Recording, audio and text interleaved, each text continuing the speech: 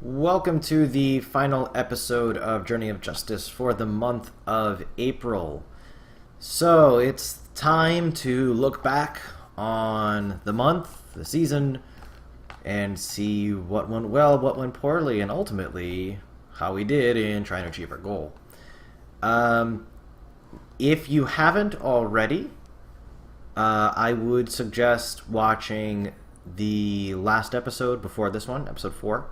Because you really do kind of talk about the mental aspect of things, which I think is pretty important, especially kind of putting some perspective on where we're going here. The issues that I talked about last time that were really affecting my desire to play, my drive, are not really issues anymore.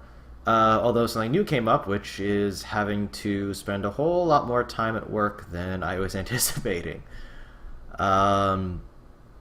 This left me very little time to play. It also left me very exhausted.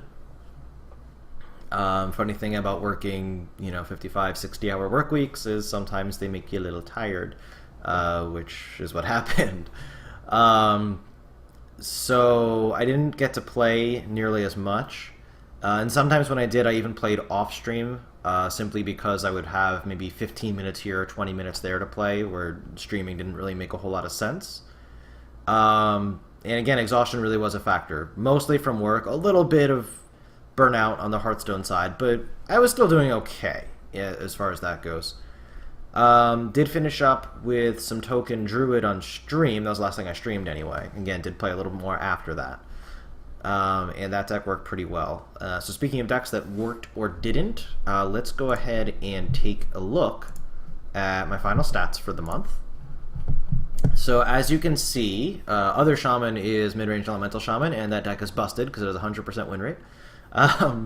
In all seriousness, the decks that worked pretty well for me, Freeze Mage did quite well. It is a bit of a slower deck, which makes it a little bit harder to ladder with, just for time reasons, but the deck was feeling pretty good. Probably the first thing I'm going to try in the May season is Burn Mage, which is a little bit faster, slightly more minion-centric deck. I do want to try that, and that might even be better than Freeze Mage right now. But Freeze Mage did work pretty well for me. Other Priest, I was looking back at my stats, and it looks mostly to be either Silence Priest or an elemental-focused version of Miracle Priest, and those did okay. Silence Priest definitely better than I thought it might, so it's pretty cool. Token Druid went 13 and 8 for 62% win rate. That was pretty nice. I really do like the deck. I still think it's worth playing. I don't think it's gotten any weaker since I last played it just a few days ago. It is a good deck, and if you like something a little aggressive but not as meta as, say, Pirate Warrior, Token Druid is a very cool deck. Quest Rogue, everybody's favorite thing to come out of Ungoro. Did play around with it for a while because I really just wanted to try a couple different lists, see how powerful is this deck actually. And it went okay. 16 and 10 is good for a 61.5% win rate. It did go pretty well for me. It went better when I actually switched away from Firebat's super low curve list and started playing the more standard stuff with Mimic Pods and Vanishes, those kinds of things. I actually had a little more success when I switched that list. So the deck is definitely strong. It's not a 60-65% win rate deck against better opponents, I don't think, but it is a decent deck. Taunt Warrior is okay. It wasn't as good as I thought it was going to be, but it's still reasonable deck, reasonably strong. Had okay success with it. Didn't play a ton of it, but it did go all right for me. Things that didn't work, Time Warp Mage, which is the other mage you see at the bottom there, 0-3, kind of gave up on it after that, realized that the deck was actually quite inconsistent. And when it won, it was great, but it often couldn't win. So, yeah. Murloc Paladin is an interesting deck because, according to most resources out there, including the Vicious Syndicate Data Reaper report, it's one of the best, if not the best deck in the game. And yet, I just can't seem to get it to work for me. It may just not fit my personal playstyle. I'm sure the deck is strong. It just wasn't really working for me. So, kind of gave up on it. Other than that, just so that you guys don't feel the need to call me out on it. Yes, I did play Pirate Warrior. That was mostly what I played off stream when I was pretty tired and didn't want to have to think a whole lot. So that's what Pirate Warrior is there for. And the deck performed okay. I don't love the deck. It's not my preferred thing to try to ladder with, but it is a good thing when I'm half asleep and I'm like, you know what, I really want to play some Hearthstone. And so there's Pirate Warrior. So there's that. So, the question, I think, for everyone is, well, especially since I finished by playing off-stream, you know, how did I do? And that's a question that we're going to answer. Switch over here. We're going to load up Hearthstone for the first time in May.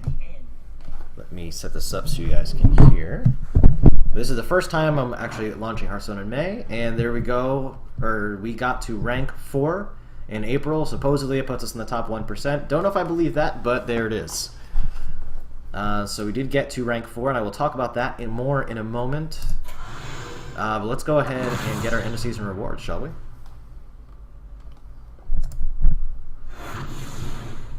Rank 4 rewards. Golden Demon Fire, Golden Archer Alchemist. Obviously the card back, some dust, and a Golden Force of Nature, which was probably a lot more exciting before it was nerfed into the ground.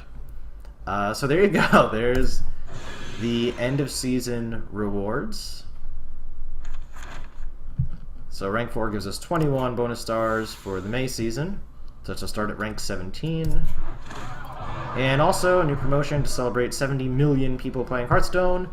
Everybody gets 3 free Ungoro packs. And just for fun, let's go ahead and open those, see if I get anything cool. I probably won't, but might as well let you guys have the non-excitement with me. 2 more to go. Surely there will be an amazing card in one of these packs. And not, you know, just this. Oh, okay.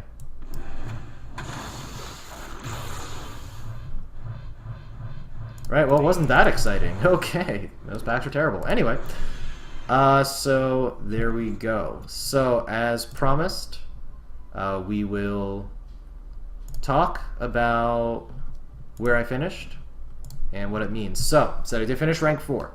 Obviously, that is well short of our initial goal of hitting legend rank.